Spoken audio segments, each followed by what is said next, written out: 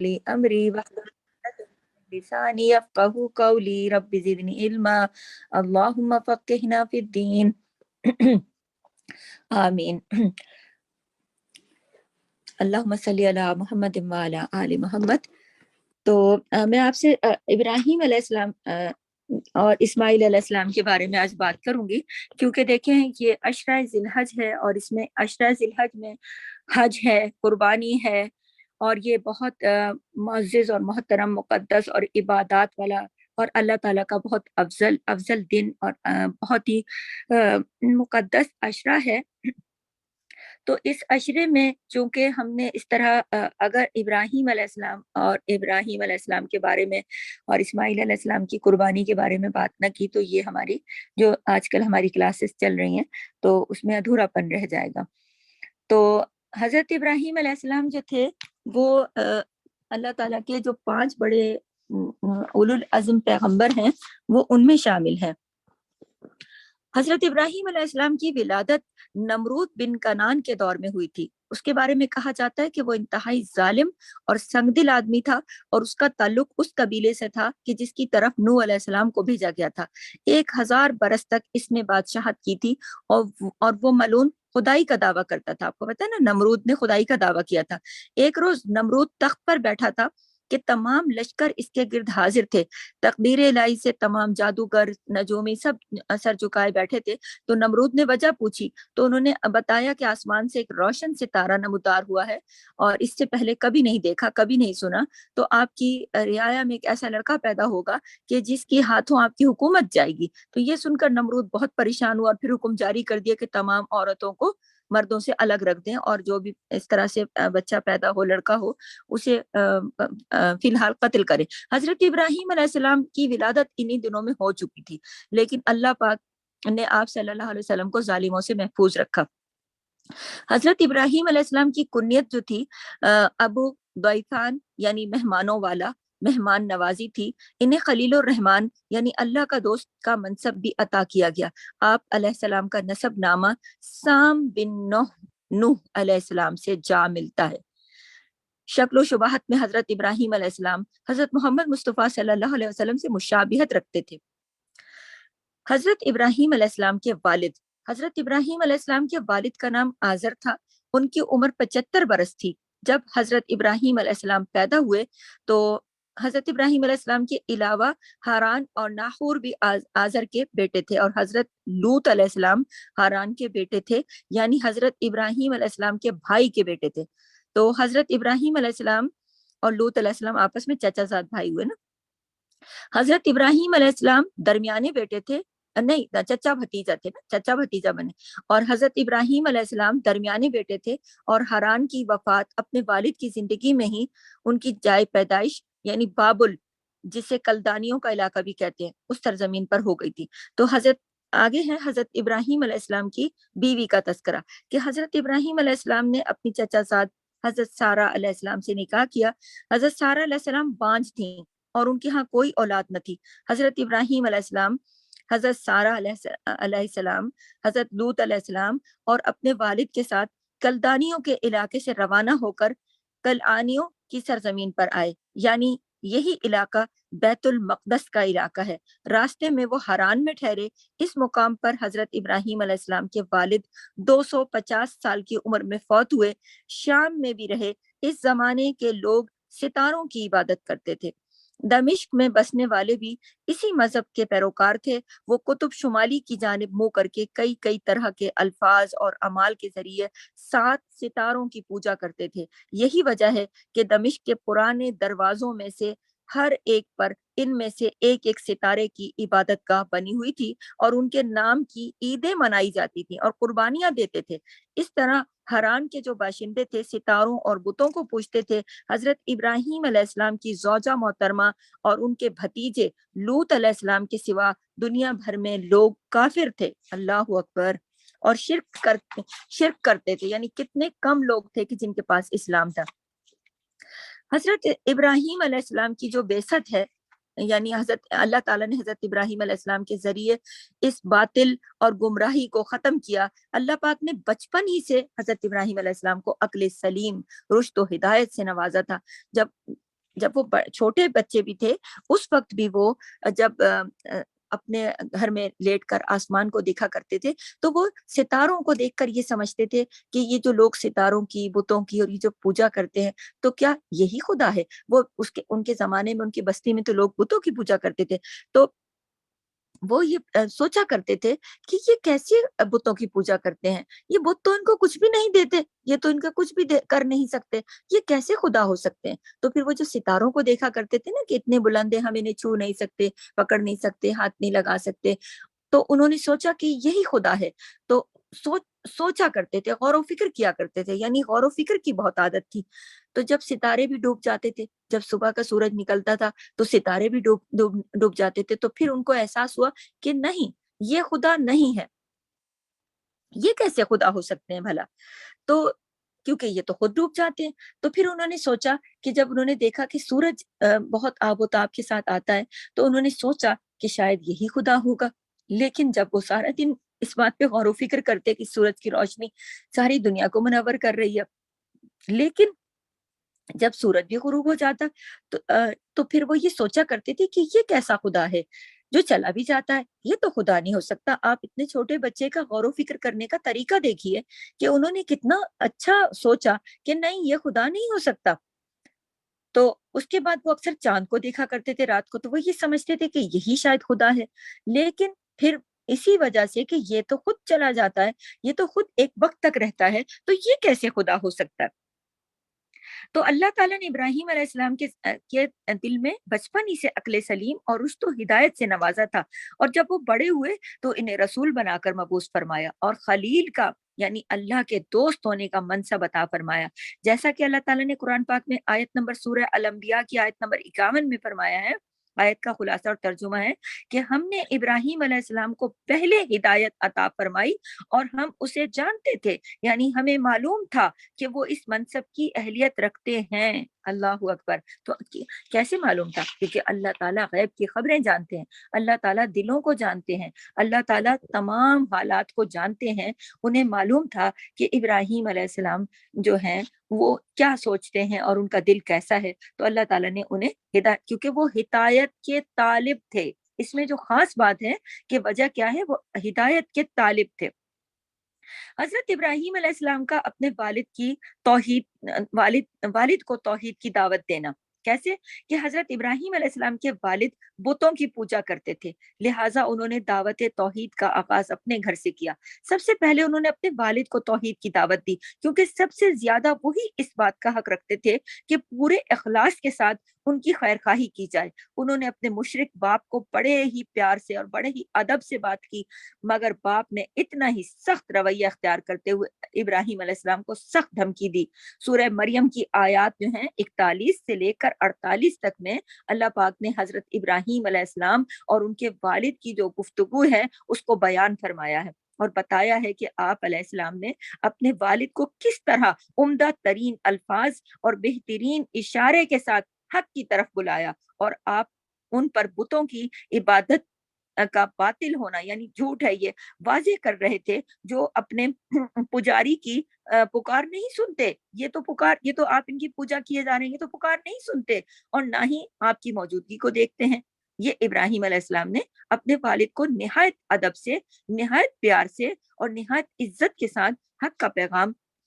समझाने की कोशिश की। जैसा कि अल्लाह ताला का फरमान है, आयत का खुलासा बयान करती हूँ तर्जुमे के साथ। कि कैसे फरमाया? फरमाया, अब्बा जान, मुझे ऐसा इल्म मिला है जो आपको नहीं मिला। तो आप मेरे साथ हो जाइए। मैं ये कुरान पाक में जो अल्लाह ताला ने सूरह मरियम में जो गुफ्तगू इन दोनों बाप बेटे की जो गुफ्तगू हुई थी, अल्लाह ताला ने ये गुफ्तगू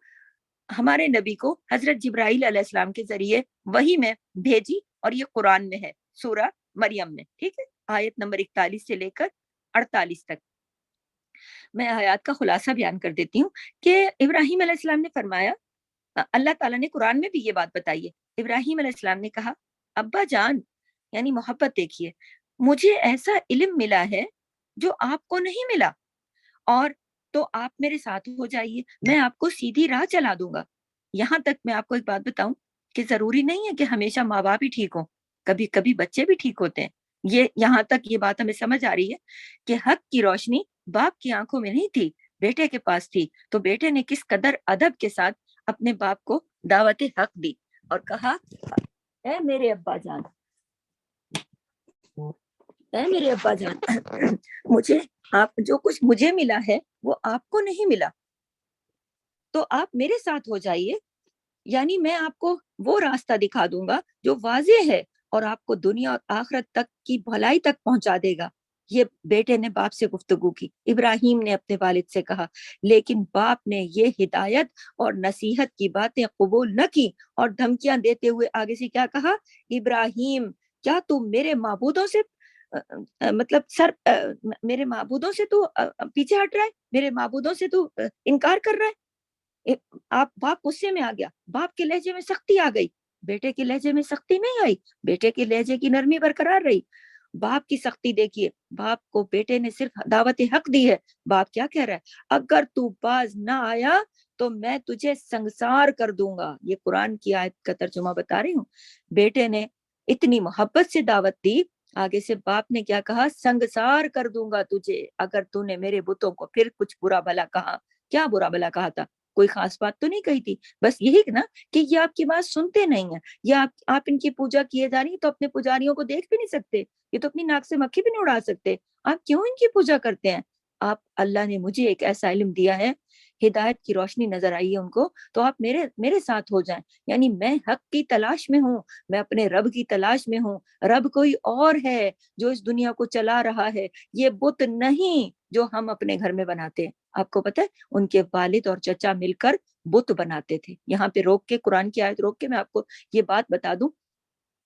کہ وہ بت بناتے تھے اور بت بنا کے بازار میں فروخت کرتے تھے، اور انہوں نے ابراہیم کو بھی اس کام کے لیے چنا اور کہا کہ آپ بھی جا کر ابراہیم آپ بھی جا کر بازار میں بتوں کو بیچیں گے۔ ابراہیم کو اللہ نے یہ سینس دی تھی، وہ یہ سوچا کرتے تھے، وہ یہ دیکھا کرتے تھے کہ اس کائنات میں ہوائیں کون چلا رہا ہے، بارش کون دے رہا ہے، یہ سبزہ کون اگا رہا ہے، یہ ہمیں کھانا پینا اناج پھل پھول کون کر رہا ہے، یہ بت تو اپنے کمرے میں اسی جگہ کھڑے رہتے ہیں اور ان کو تو ہم اپنے گھر میں بناتے ہیں اپنے ہاتھوں سے، اور جب چاہے توڑ بھی دیتے ہیں، تو یہ تو کچھ بھی نہیں کرتے۔ تو پھر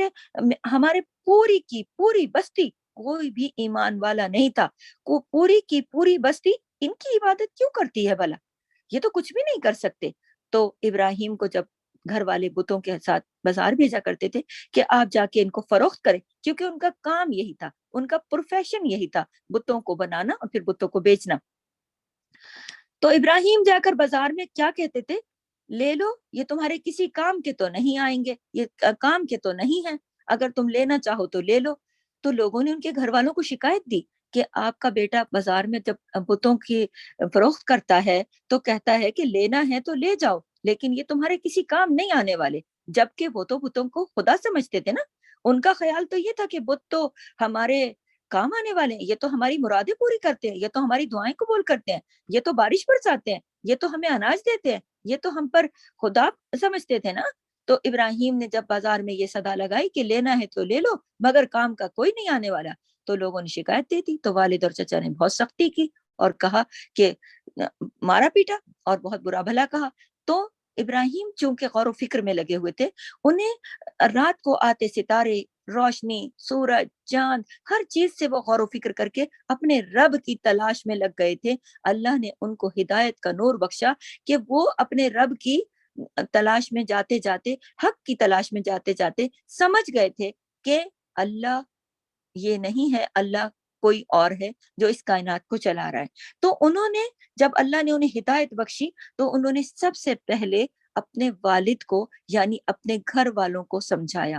تو اس میں ہمارے لیے کیا حکم، ہمیں کیا سمجھ میں آیا کہ اگر کوئی حق کی بات، اللہ کی بات، دین کی بات ہمیں پتہ چلتی ہے تو ہمیں سب سے پہلے اپنے گھر والوں کو اس پہ سمجھانا چاہیے، نمبر ایک۔ نمبر دو کہ سمجھانے کا انداز دیکھیے کہ کتنا پیارا ہے، کتنا نفیس ہے، کتنا عزت والا ہے، کہ اللہ تعالیٰ نے قرآن پاک میں اس کا ترجمہ اور خلاصہ بیان کیا کہ ابراہیم نے کہا، اے میرے ابا جان، مجھے ایسا علم ملا ہے جو آپ کو نہیں ہے تو آپ میرے ساتھ ہو جائیے، میں آپ کو سیدھی راہ چلا دوں گا، یعنی میں آپ کو وہ راستہ دکھا دوں گا جو واضح ہے، جو آپ کو دنیا اور آخرت کی بھلائی تک پہنچا دے گا۔ لیکن باپ نے نصیحت قبول نہ کی اور دھمکیاں دیتے ہوئے کہنے لگے، اگر تو نے میرے معبودوں کو پھر کچھ ایسا ویسا کہا تو میں تجھے سنگسار کر دوں گا، یعنی پتھر مار مار کے جان سے مار دوں گا۔ باپ کی سختی دیکھیے اور کتنی سخت دھمکی دیکھیے اور کتنی بڑی ڈانٹ ہے یہ، اور کتنے سخت الفاظ ہیں یہ۔ اس کے جواب میں اب بیٹے کا جواب دیکھیے، بیٹے نے جواب میں کوئی آگے سے، آج کل کے بیٹوں کو کوئی یہ جواب دیکھے تو دیکھے وہ آگے سے کیا بات کریں گے۔ آگے سے ابراہیم نے کیا جواب دیا؟ جواب میں ابراہیم علیہ السلام نے سورہ مریم کی آیت 41 اور 48 کے بیچ کی بات کر رہی ہوں، کہ ابراہیم علیہ السلام نے بڑے ادب اور احترام سے فرمایا کہ آپ پر سلامتی ہو۔ وہ سلامتی کی دعا دے رہے ہیں اپنے والد کو کہ آپ پر سلامتی ہو، آپ کو میری طرف سے کوئی تکلیف نہیں پہنچے گی، یعنی آپ جو کچھ بھی کرتے رہیں، جتنی بھی مجھے ڈانٹ سختی کرتے رہیں، مجھے دھمکیاں تڑیاں دیتے رہیں، پھر بھی میری طرف سے آپ کو کوئی تکلیف نہیں پہنچے گی، سلامتی ہی سلامتی ہے، یعنی مجھ سے آپ بالکل محفوظ ہیں، نہ ہی میں آپ سے کوئی گستاخی کروں گا۔ اللہ اکبر۔ بات ابھی یہاں پہ کہہ کے ختم نہیں کر دی کہ میں آپ کے ساتھ کوئی میری طرف سے سلامتی، بلکہ میں آپ سے کوئی گستاخی نہیں کروں گا، میری طرف سے آپ بالکل محفوظ ہیں، یعنی کہ آپ مجھے سنسار بھی کرتے ہیں تو بھی میری طرف سے تب بھی آپ کو کوئی ایک جملہ بھی سننے کو نہیں ملے گا۔ کتنی سیکھنے کی بات ہے آج کے اس دور میں، اگر یہ گفتگو جب تک ہم اپنے بچوں کو سمجھائیں گے نہیں، کیسے ہمارے بچے سمجھ نہیں پاتے؟ قرآن کو 10,000 دفعہ پڑھ کے بھی ہم خود نہیں سمجھے آج تک، جب تک ترجمہ نہ سمجھیں، تفسیر نہ سمجھیں، سمجھ کے نہ پڑھیں تو یہ مکالمے کیسے سمجھ میں آئیں گے؟ اور جب سمجھ میں نہیں آئیں گے تو ہم اپنے بچوں کو کیسے سمجھائیں گے؟ تو ہم نے ساتھ ساتھ یہ بھی سمجھنا ہے کہ ہم نے اس علم کو آگے اپنی نسلوں تک بھی پہنچانا ہے، تاکہ وہ بھی یہ رویے اختیار کریں جو ابراہیم نے اپنے ایک بت پرست اور مشرک باپ کے ساتھ کیا تھا۔ اور وہ کیا کہنے لگے؟ باپ نے کہا سنسار کر دوں گا، بیٹے نے کہا میری طرف سے سلامتی ہے، میں آپ سے کوئی گستاخی نہیں کروں گا، آپ چاہے آپ کو کوئی تکلیف نہیں پہنچے گی، اور آپ میری طرف سے بالکل محفوظ ہیں۔ میں اپنے پروردگار سے، ابھی بات ختم نہیں ہوئی، آگے بھی گفتگو سنیے، میں اپنے پروردگار سے آپ کے لیے بخشش مانگوں گا۔ اللہ اکبر، باپ سنسار کرنے کی دھمکی دے رہا ہے اور بیٹا کہہ رہا ہے میں آپ سے بخشش مانگوں گا، اللہ سے آپ کے لیے بخشش مانگوں گا، اس کا مجھ پر بہت بڑا کرم ہے، اس نے مجھے اپنی عبادت اور اخلاص کی طرف رہنمائی فرمائی، اور پھر فرمایا کہ تم جن لوگوں کو اللہ کے سوا پکارتے ہو میں ان سے کنارہ کرتا ہوں، یعنی میں کنارہ کش ہوتا ہوں، چھوڑتا ہوں میں ان چیزوں کو اللہ کے سوا، آپ جن کی عبادت، کن کی؟ بتوں کی، اور اپنے پروردگار کو ہی پکاروں گا، مجھے یقین ہے کہ میں محروم نہیں رہوں گا۔ اللہ اکبر کبیرہ۔ آپ ابراہیم علیہ السلام کا جواب سنیے اور دیکھیے کیا خوبصورت خطاب ہے اپنے والد سے، کیا خوبصورت خطاب ہے کہ میں آپ کو کوئی تکلیف نہیں دوں گا، آپ کی کوئی گستاخی نہیں کروں گا، آپ میری طرف سے سلامت ہے، آپ کے لیے میں اللہ سے بخشش کی دعا بھی کروں گا، اور مجھ پر آپ بالکل میری طرف سے محفوظ ہیں، اور آپ بالکل میں فکر مند مت ہوں، بلکہ آپ ان چیزوں کو جن کو آپ اللہ کے سوا پکارتے ہیں میں ان سے کنارہ کرتا ہوں اور اپنے پروردگار کو ہی پکاروں گا، مجھے یقین ہے کہ میں محروم نہیں رہوں گا۔ حضرت ابراہیم علیہ السلام نے اپنا وعدہ پورا کرتے ہوئے اپنے والد کے لیے مغفرت کی دعا فرمائی، لیکن جب انہیں یقین ہو گیا کہ وہ اللہ کی دشمنی ترک کرنے پر آمادہ نہیں ہے، یعنی وہ جب پکا یقین ہو گیا کہ یہ تو دشمنی سے ہٹتے ہی نہیں، اللہ کی دشمنی پر مسلسل آمادہ ہے، تو وہ اس سے بیزار ہو گئے، کس سے؟ والد سے، پھر آخر میں، اور لا تعلقی کا اظہار کر لیا، یہ کہہ دیا انہوں نے صاف صاف کہ جس رب کو میں مانتا ہوں وہی میرا اصلی رب ہے، اگر آپ اس کو مانیں گے تو میں آپ کے لیے مغفرت کی دعا کروں گا، آپ کی بخشش کی دعا کروں گا، آپ اس طرف آ جائیے۔ لیکن جب دیکھ دیکھ کر تھک گئے، ابراہیم نے تو اپنا وعدہ پورا کیا، مغفرت کی دعا بھی کی، لیکن جب انہیں یقین ہی ہو گیا کہ والد تو کسی صورت بھی اللہ کی دشمنی سے نہیں ہٹ رہے، تو پھر انہوں نے لا تعلقی کا اظہار کر دیا۔ لا تعلقی تب اختیار کی جب انہوں نے اپنے ساری کوششیں کر لی، لیکن پھر بھی والد کی سامنے کوئی گستاخی نہیں کی، لا تعلقی کا اظہار کیا۔ حدیث شریف میں ہے کہ قیامت کے دن حضرت ابراہیم علیہ السلام اپنے والد آزر سے ملیں گے تو آزر کے چہرے پر گرد و غبار اور سیاہی ہوگی۔ اللہ اکبر، استغفر اللہ۔ حضرت ابراہیم علیہ السلام فرمائیں گے کہ کیا میں نے آپ سے نہیں کہا تھا کہ میری نافرمانی نہ کریں؟ وہ کہیں گے آج میں نافرمانی نہیں کروں گا۔ کس دن؟ قیامت کے دن، آج میں نافرمانی نہیں کروں گا۔ پھر حضرت ابراہیم علیہ السلام فرمائیں گے یا رب، تو نے مجھ سے وعدہ کیا تھا کہ جس دن لوگ قبروں سے اٹھائے جائیں گے اس دن تو مجھے رسوا نہیں کرے گا۔ اس سے بڑھ کر کیا رسوائی ہوگی کہ میرا باپ رحمت سے دور اور جہنم کی طرف لے جایا جا رہا ہے۔ اللہ تعالیٰ فرمائیں گے میں نے جنت کافروں پر حرام کر دی ہے، جنت کافروں پر حرام کر دی ہے، یعنی جنت میں تو کافر داخل نہیں ہو سکتے۔ تو پھر فرمایا جائے گا اے ابراہیم ذرا اپنے پیروں کے نیچے دیکھو کیا ہے۔ وہ دیکھیں گے تو ذبح کیا ہوا جانور خون میں لتھڑا ہوا پڑا ہوگا، جسے ٹانگوں سے پکڑ کر دوزخ میں پھینک دیا جائے گا۔ اللہ اکبر، یعنی اللہ تعالیٰ اپنے پیارے کی دعا بھی قبول کر رہے ہیں، لیکن جنت میں جو ہے تو وہ ان کا داخلہ بھی کافروں کا منع ہے، ادھر بھی نہیں بھیج سکتے، کسی کی اس طرح کی سفارش بھی قبول نہیں کر سکتے۔ تو پھر یہ معاملہ ہوگا، واللہ عالم نا۔ حضرت ابراہیم علیہ السلام کا نظام کائنات میں جو غور و تدبر، اللہ تعالیٰ نے حضرت ابراہیم علیہ السلام کو جب مظاہر قدرت، یعنی یہ جو ساری قدرت کے مظاہر ہیں نا، یہ جو ہمارے سامنے بھی تو ہوتے ہیں، روز چاند نکلتا ہے، روز سورج نکلتا ہے، روز ستارے آتے ہیں، روز ہوائیں چلتی ہیں، سمندر ٹھاٹھے مارتا ہے، سب کچھ ہے جب، لیکن ابراہیم علیہ السلام کا تدبر دیکھیے کہ وہ نظام کائنات کو دیکھ کر کیسے اپنے رب کی طرف متوجہ ہوتے ہیں کہ جب اللہ تعالیٰ نے یہ جو قدرت اپنی مظاہر قدرت ہیں جب ان کو دکھائے تو ایمان اور یقین کا اعلیٰ رتبہ عطا فرمایا، یعنی اتنا ان کو یقین ہوا کہ وہ اعلیٰ رتبے پر فائز ہوئے، تاکہ آپ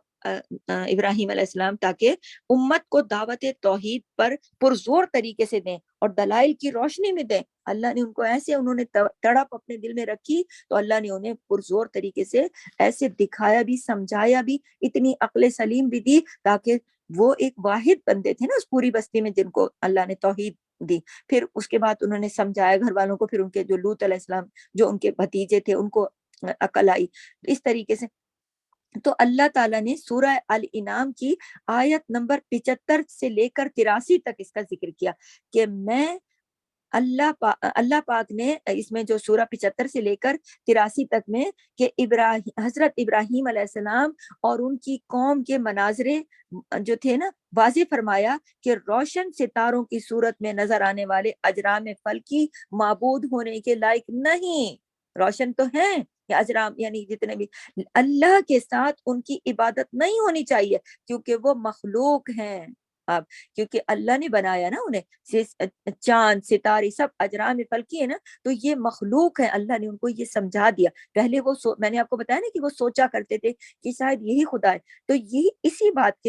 کو لے کر سورہ الانعام کی آیت نمبر 75 سے 83 تک یہ پورا تذکرہ آیا ہے کہ اللہ تعالیٰ نے انہیں یہ سمجھا دیا کہ یہ مخلوق ہیں جنہیں دیکھ بھال کی ضرورت ہوتی ہے۔ وہ کیسے دیکھ بھال کی ضرورت ہوتی ہے؟ اللہ ان کو ٹائم پر لاتا ہے اور غروب کرتا ہے نا، ہٹاتا ہے، پھر سورج آیا چلا گیا، چاند آیا چلا رہا ہے، اللہ ان کو چلا رہا ہے، دیکھ بھال کر رہا ہے۔ تو مخلوق جو ہے وہ اس کی دیکھ بھال کی جاتی ہے، خالق کرتا ہے۔ جو خالق ہے اس کو کسی کی ہدایت کی ضرورت نہیں، اس کو کسی کے چلانے کی ضرورت نہیں، اس کو کسی کی دیکھ بھال کی ضرورت نہیں،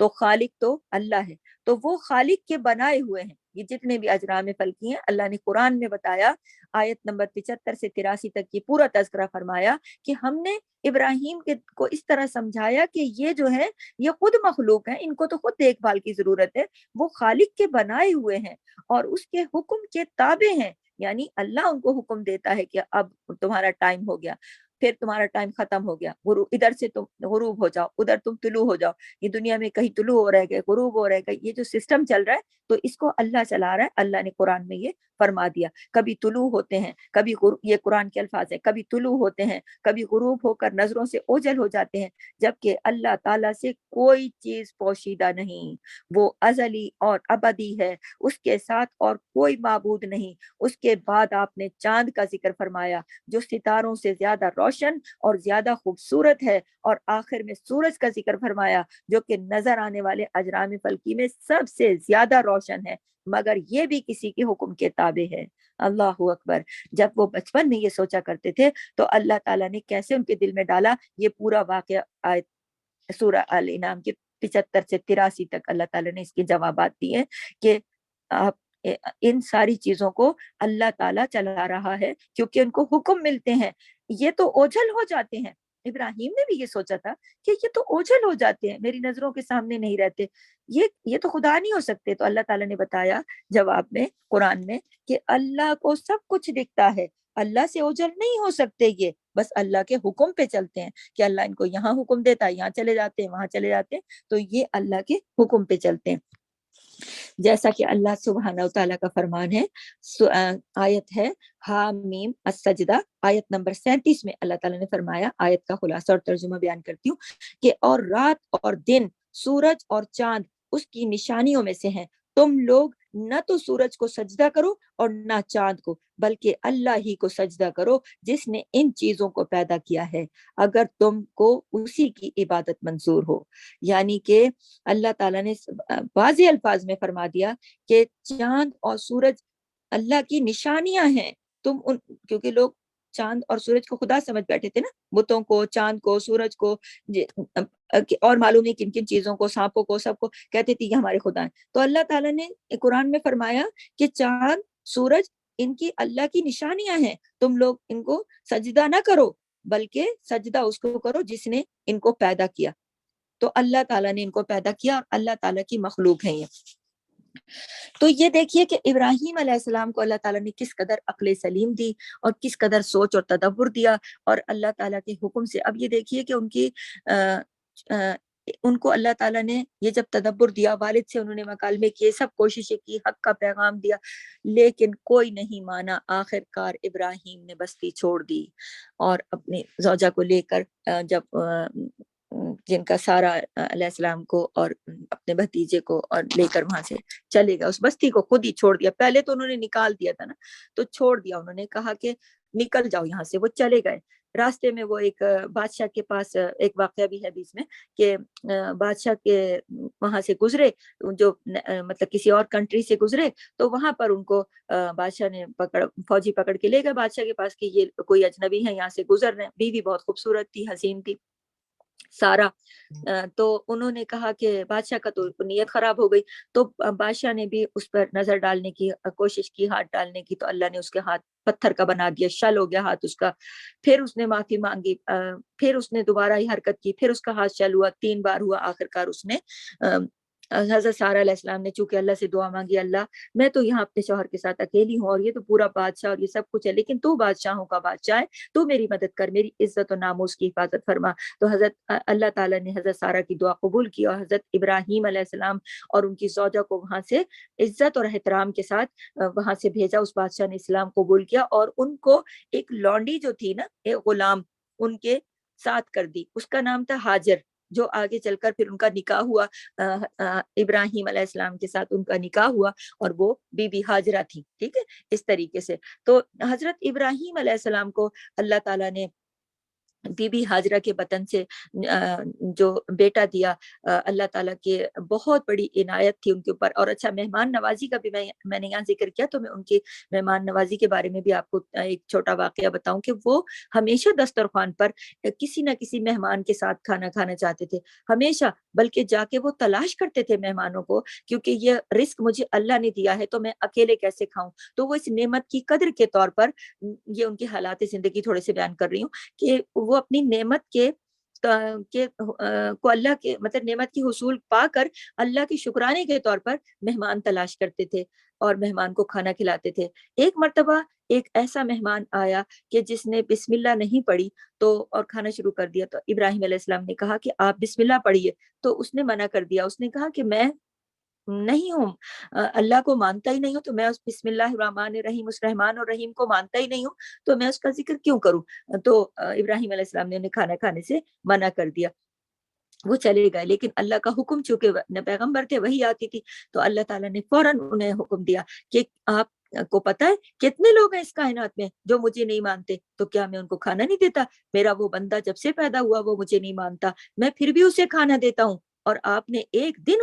اس نے میرا نام نہیں لیا تو آپ نے اس کو کھانے سے محروم کر دیا۔ ابراہیم علیہ السلام اپنا کھانا وہیں پر چھوڑ کر بھاگے اور اس مہمان کو تلاش کر کے لائے دوڑ دھوپ کے بعد، اور آ کے اس کو کھانا کھلایا اور اس سے کہا کہ تم جس رب کو نہیں مانتے وہ تم سے کتنا پیار کرتا ہے۔ اللہ اکبر۔ تو یہ ان کا طریقہ تبلیغ تھا کہ کس طریقے سے وہ لوگوں سے پیار محبت سے پیش آتے تھے، اور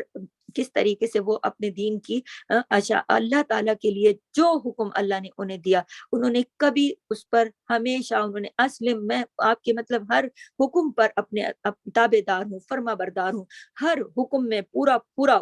وہ واحد وہ انسان تھے کہ جنہوں نے اللہ کے حکم احکام کے سانچے میں ڈھالا خود کو پوری طرح۔ اور جب اللہ تعالیٰ نے ان کو اولاد عطا کی تو اللہ تعالیٰ کا حکم آیا، اس کا ذکر بھی سورہ بقرہ میں بھی ہے کہ آپ جا کر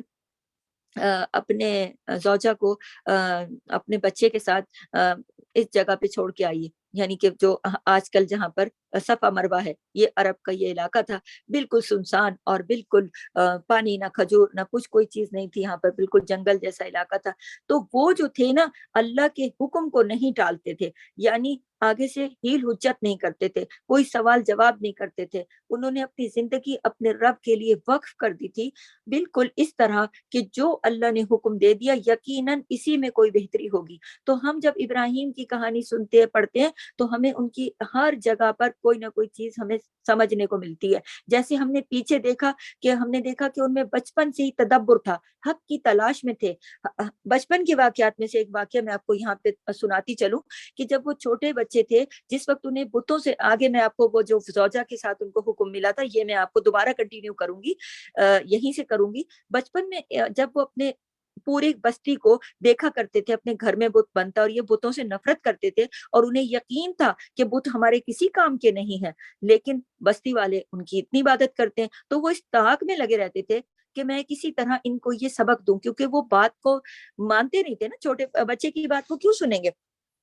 تو ایک دفعہ ایسا ہوا کہ یہ ایک واقعہ بیان کر رہی ہوں، ان کے جس وقت وہ بستی میں تھے، وہ میں نے اصل میں یہ میں بیچ میں بتانا بھول گئی تھی، میں آگے چلی گئی کہ انہوں نے بستی چھوڑ دی۔ ابھی بستی چھوڑنے سے پہلے کا واقعہ ہے کہ انہوں نے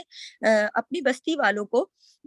بہت طریقے سے سمجھانے کی کوشش کی۔ اس میں انہوں نے کوشش ایک یہ بھی کر کے دیکھی کہ ان کے جس طرح عید میں ایک جشن ہوتا ہے نا، اس زمانے میں بستی میں ایک جشن ہوا کرتا تھا جس میں پوری بستی کے لوگ جمع ہوئے کرتے تھے، اور وہ پوری بستی اس دن پوری وہ اپنا کھیل تماشے اور وہ سب ایک بڑے گراؤنڈ میں جمع ہو کر ایک میلے کا سا سما ہوتا تھا۔ تو اس میں سارے پوری بستی چلی جاتی تھی، گھر سب اکیلے ہوتے تھے۔ تو ابراہیم نے دل میں سوچا کہ آج میں کوئی اس سلسلے میں ان کو کوئی سبق دوں گا، تو ابراہیم اس دن اس میلے میں شریک ہونے کے لیے نہیں گئے، جبکہ پوری بستی کے لوگ چلے گئے۔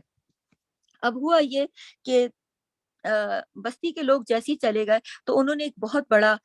بت خانہ بنایا ہوا تھا جس میں طرح طرح کے بت تھے۔ اب ان بتوں سے وہ کیا دعائیں کرتے تھے، کسی بت کو کہتے تھے یہ ہمارا بارش برسانے والا بت ہے، یہ ہمیں کھانا دیتا ہے، یہ ہماری خوشیاں دیتا ہے، یہ ہمیں اولادیں دیتا ہے، یہ مطلب اتنے بت تھے، اور ہر کام کا اپنا اپنا ایک بت رکھا ہوا تھا۔ اور ایک بہت بڑا بت انہوں نے رکھا ہوا تھا، اس کو سردار بت کہتے تھے کہ یہ اس کا سردار ہے، یہ سارے اس کے آگے چھوٹے بت کھڑے ہوئے ہیں۔ ابراہیم علیہ السلام نے تہیہ کر لیا کہ آج میں ان بتوں کو کیفر کردار تک پہنچاؤں گا۔ انہوں نے کلہاڑا اٹھایا اور وہ وہاں گئے، اور انہوں نے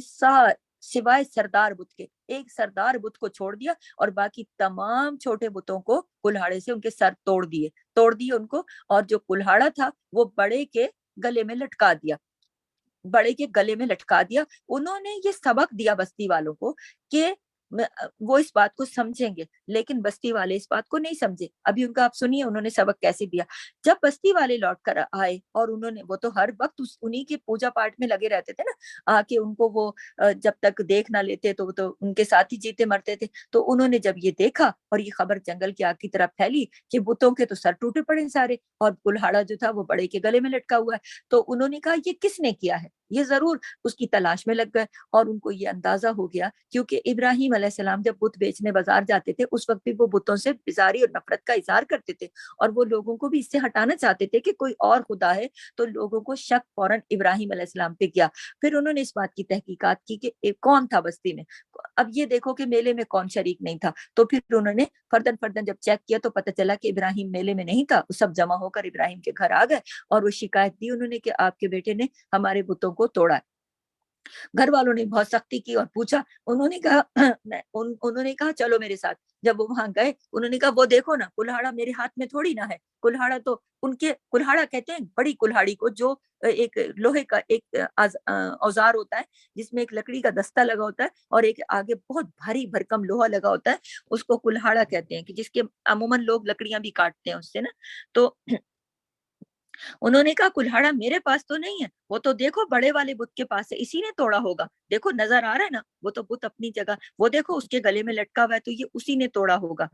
تو بڑے والے، تو لوگوں نے کیا کہا، بھائی وہ کیسے توڑ سکتا ہے، وہ تو اپنی جگہ سے ہل نہیں سکتا، وہ تو اس کے تو ہاتھ کلاڑے کو پکڑ نہیں سکتے، اس کو تو ہم نے جہاں رکھا ہے صرف وہیں سے اٹھا کے لے جائیں گے، ہم نے خود بنایا اسے، ہم نے اسے رکھا وہاں، اور وہ کیسے کلاڑا چلائے گا، وہ تو اپنی جگہ سے ہلا بھی نہیں ہے، کیونکہ وہ اپنی جگہ سے ہل بھی نہیں سکتا، وہ کلاڑا کیسے پکڑے گا، وہ بھلا بتوں کو کیسے توڑے گا۔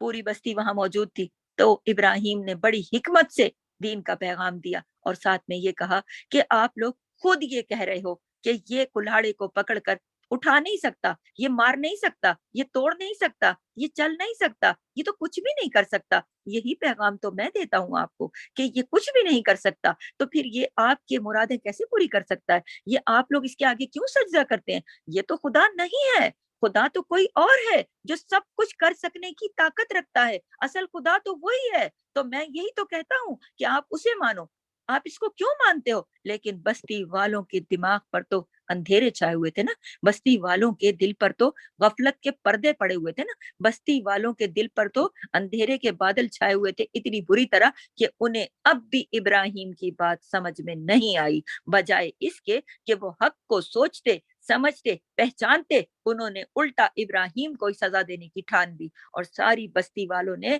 کہا کہ ہم سزا دیں گے، آگ بگولا ہو گئے لوگ، کہ یہ تو ایک طرح کا اقرار جرم ہو گیا نا، کہ انہوں نے ہی کرا، کیونکہ انہوں نے اللہ کی وحدانیت کا پیغام دیا تھا اس طریقے سے، حکمت سے، لیکن بستی والے جو جاہل لوگ تھے انہوں نے تدبر ہی نہیں کیا، انہوں نے سوچا ہی نہیں، تو انہوں نے اس پیغام کو لیا ہی نہیں۔ تو آپ دیکھیے کہ ابراہیم علیہ السلام کو سزا دینے پہ تل گئے، اب پوری بستی جمع ہو گئی کہ کیسے کیسے سزا دیں ہم ان کو، کیسے کیسے ہم ان کو تکلیف پہنچائیں، ہر کوئی اپنے اپنے طریقے لانے لگا کہ یہ طریقہ ہے، یہ طریقہ ہے، یہ طریقہ ہے، آخر کار طے یہ پایا کہ ان کو ایسی سخت سزا دو کہ اور گھر والے بھی ساتھ ہو گئے، آپ یہ دیکھیے پوری بستی جو تھی خلاف ہو گئی، کوئی اللہ کے سوا حامی نہ تھا، ماں باپ بھی سب شامل ہو گئے ساتھ میں، کہ اب کرو کیا، کہ لکڑیاں جمع کرو، پورا شہر جائے اور لکڑیاں جمع کرے، ایک بڑے میدان کے اندر ایک بڑا الاؤ جلا دو، اور بڑی روشن آگ جس میں خوب بھڑکے گی، ابراہیم کو اٹھا کے اس کے اندر پھینک دو۔ آخر کار پوری بستی کے لوگ نکلے اور لکڑیاں جمع کیا، اور اس کو تو اپنی عبادت سمجھ کے کر رہے تھے نا، عورتیں مرد بچے بوڑھے سبھی باہر نکلے اور انہوں نے لکڑیاں لائیں، تو آپ سوچیں کہ جب اتنے لوگ لکڑی لائیں گے اور اس کی آگ جلے گی، کتنی بڑی آگ ہوگی وہ، اللہ اکبر، کتنا بھڑکے گی وہ، کتنا اونچی ہو جائے گی وہ۔ ہر کوئی شوق میں لایا کہ میں بھی اپنا حصہ ڈالوں، مجھے بھی ابراہیم پہ غصہ ہے، میرے بھی بت کو توڑا ہے، میں بھی لکڑی لاؤں، اتنی لکڑیاں لائے، اتنا بڑا انبار لگا دیا لکڑیوں کا، اس پر آگ لگا دی، اب اتنا بڑا الاؤ جلنے لگا کہ ابراہیم کو تو وہاں پھینکنا بھی مشکل ہو گیا ان کے لیے، کہ اب یہاں پھینکے کیسے۔ تو شیطان ہمیشہ غلط مشورے دینے ضرور آتا ہے ایسے موقعوں پر، اور حق کے خلاف تو اس کی دشمنی چلتی ہے ان لوگوں سے جو اللہ تعالیٰ کے اللہ کی وحدانیت اور حق بیان کرتے ہیں، ان سے تو شیطان کی دشمنی چلتی ہے۔ تو شیطان انسانی روپ میں آیا اور اس نے ان کو مشورہ دیا کہ ایسا کرو، ایک جھولا سوئنگ تیار کرو اور بہت لمبی رسی ہو اور اس کے اوپر جھولے کے اوپر ابراہیم کو بٹھاؤ اور پیچھے کھینچ کے لے جاؤ اور پھر زور سے جھولے کو پش کر دو، تاکہ دھکا دو، تاکہ اڑتا ہوا ابراہیم جا کے الاؤ کے اندر گر جائے۔ اب یہی ہوا اور جا کے ابراہیم اڑتا ہوا پھینک دیا انہوں نے۔ اس سے قبل یہ نظارہ دیکھا اللہ، کیا اللہ نہیں دیکھ رہا تھا؟ اللہ دیکھ رہا ہے، فرشتے دیکھ رہے ہیں، ہر کوئی دیکھ رہا ہے، لیکن ابراہیم کو آپ اعتقاد دیکھیے، آپ ایمان دیکھیے، آپ جذبہ دیکھیے، آپ اپنے رب پر یقین دیکھیے، آپ ایمان کی سچی طاقت اور بھرپور جذبہ دیکھیے کہ کوئی اور ہوتا تو کہتا کہ نہیں نہیں نہیں، چلو میں مان لیتا ہوں، چھوڑو مجھے آگ میں مت ڈالو۔ ابراہیم نے کہا جو دیکھ رہا ہے وہ بچائے گا بھی، جو دیکھ رہا ہے وہ خود بچائے گا۔ حدیث میں آتا ہے کہ ابراہیم علیہ السلام کامل یقین کے ساتھ اور پختہ یقین کے ساتھ کھڑے رہے، اور وہاں سے جب ان کو مفہوم بتا رہی ہوں، کمی بیشی اللہ معاف کرے، تو جب ان کو ڈالا گیا آگ میں، اس طریقے سے اللہ تعالیٰ نے قرآن میں یہ فرما دیا ہے کہ اللہ نے، مفہوم بتا رہی ہوں، اللہ تعالیٰ نے آگ کو حکم دے دیا کہ آگ ٹھنڈی ہو جا،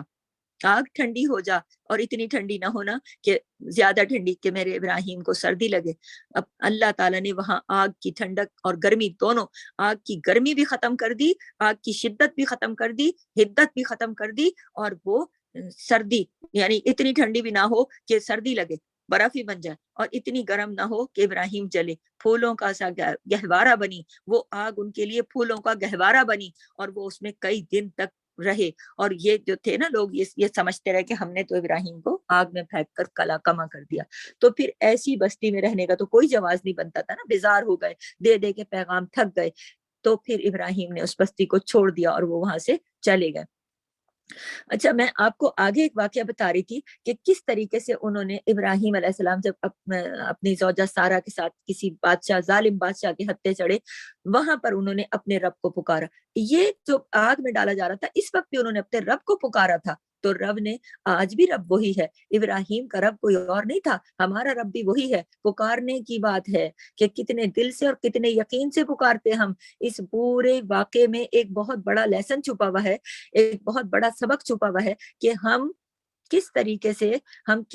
سے اپنے رب کو پکارتے ہیں، کتنے یقین کے ساتھ، اور کتنی حکمت کے ساتھ ہم لوگوں کو دین کا درس دیتے ہیں۔ تو دیکھیں کتنی حکمت کے ساتھ ابراہیم نے اپنی بستی والوں کو اللہ کا درس دیا تھا، کہ کر کے دکھایا تھا کہ ان کی اپنی زبانوں نے یہ اگل دیا کہ یہ ہمارے لیے کچھ نہیں کر سکتے، لیکن دوسری طرف سے آپ یہ بھی دیکھیے کہ عقل پر غفلت کے پردے پڑے ہوئے تھے، کیوں؟ ہدایت چاہتے نہیں تھے۔ تو آج بھی ہمارے لیے اس پوری کہانی میں یہ سبق ہے کہ جو لوگ ہدایت نہیں چاہتے وہ حق تک نہیں پہنچ سکتے۔ ہدایت چاہنا بہت ضروری ہے۔ اگر ہم چاہتے ہیں کہ اللہ ہمیں ہدایت دے تو ہمیں ہدایت کا طلبگار ہونا پڑے گا۔ اگر ہم ہدایت کے طلبگار ہوں گے تو اللہ تعالیٰ ہماری رہبری رہنمائی فرمائیں گے اور ہماری مدد فرمائیں گے، جیسا کہ ابراہیم ہدایت کے طلبگار تھے، ابراہیم حق کی تلاش میں تھے، ابراہیم اصلی خدا کی تلاش میں تھے۔ انہوں نے ستاروں اور سورج اور کہیں سنی باتوں پر یقین نہیں کیا، اور انہوں نے حق کی تلاش جاری رکھی، تو اللہ نے نوازا پھر انہیں۔